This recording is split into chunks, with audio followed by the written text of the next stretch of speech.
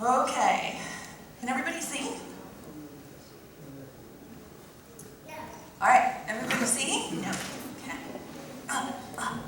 All right. So you got to look at the picture on the left. No cheating and looking at the picture on the right. All right, gentlemen, hold on. Let's see if we can bring that up so everybody can see. I'll let them fuss about it because this is us. All right. Does anybody see this board right here? That's it. Very good. Thank you. Okay. Can everybody see? All right, let's hold it higher. Can you see now on the left? What's in the middle of that game board? A cat. So here's the story. I don't know how many of you remember Lexi and Ashlyn Brown. Does anybody remember them? They were my next door neighbors, and I was babysitting them so that their parents could have a date. And they said, Miss Denise, would you teach us how to play Monopoly? And I thought, well, that is just a great thing for a friend to do.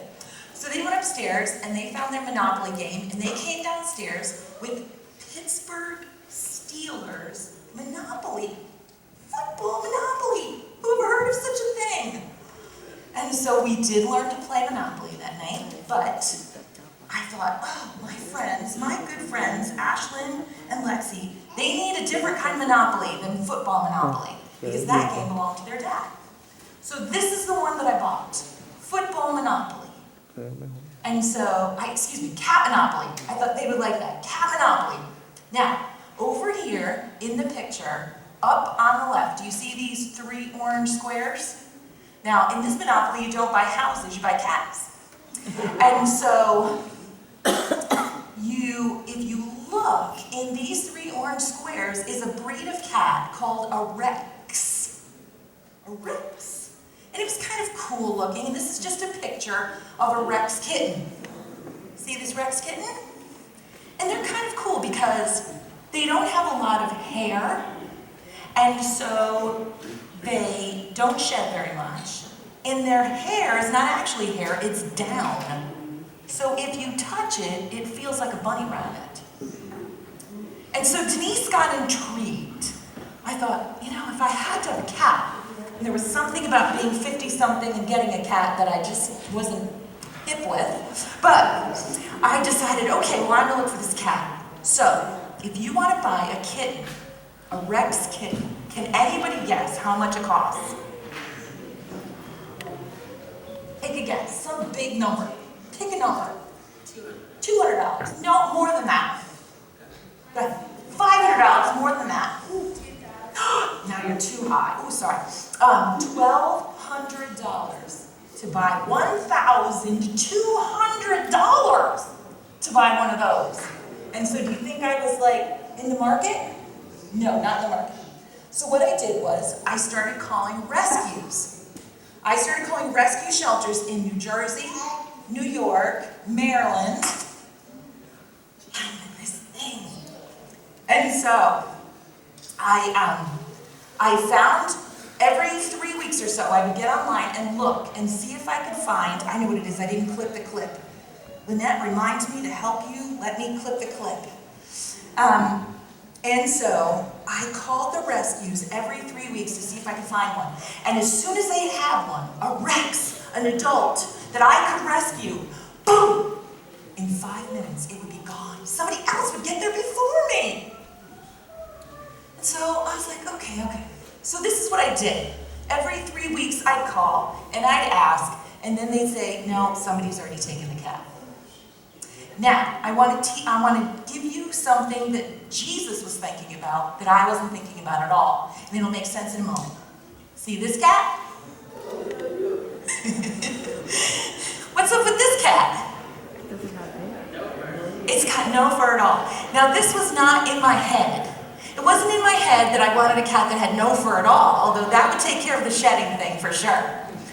But I thought, oh, no, that cat looks like it came off a spaceship or something, right? So I didn't want that cat. All right, so how about, are you ready? This cat right here. See this cat? This is my cat. Here's what happened. I called a rescue in York. It wasn't in New Jersey, New York, Maryland. It was in York, Pennsylvania. And they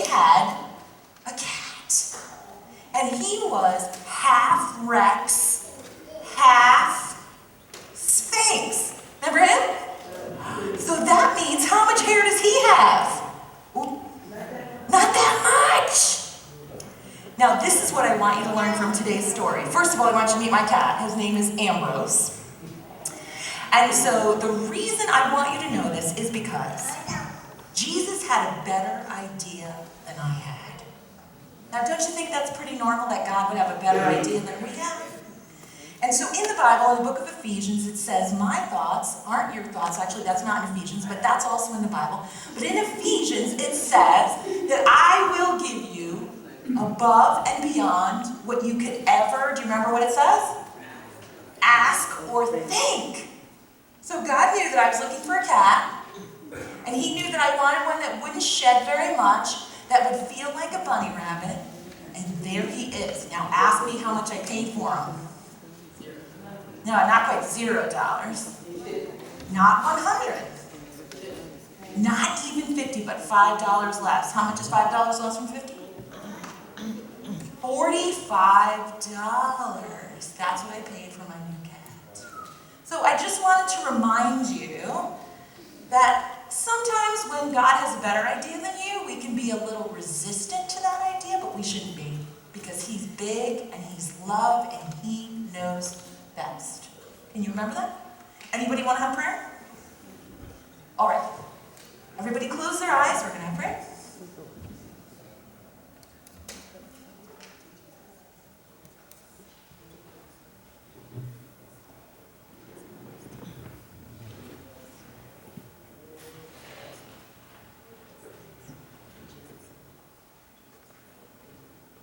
Amen.